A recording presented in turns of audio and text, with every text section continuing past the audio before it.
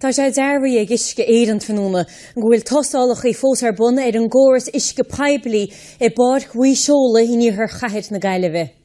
Moltar gan an tuisce ó ól go bhhar chrúlaige.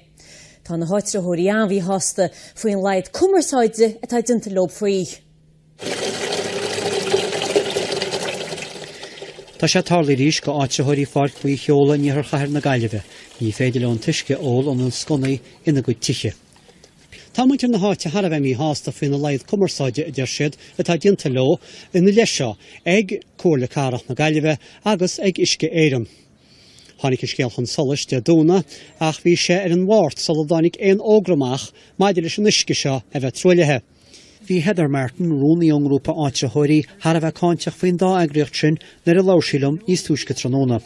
Tá teancéirí isce fáchain sin go na háitrathirí san Stát. Bhí an ggóirle carach teancéir eile chrochach an bella mar gur súlach dam I tíochtamachas. Se an dara huir in na marteach mí. Kerosín bhí san isce I mí Márta. Seans gur bétá na ríist, ach ní sin dearbhaí. Anis tá daoine óga agus daoine éasta agus lena bheaga ar cónaí in san Stát agus tá sé go thuhasc do daoine an brod seo a tharla a ríis. Tá muid ag fethe ar freigraí ach ní léon duine le cantlinn. Deir comhairle carach amháin gur sampla eile é seo go bhí éfacht iscéireann.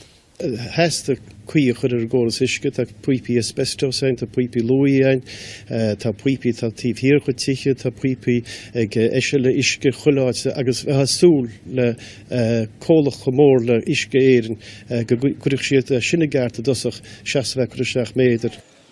Deir isce éireann tróna go gaithfí na srianta se leanúint go dtí go méid tarí na dástálacha ar ólas. Séamus os gannáin nuachtaí geir.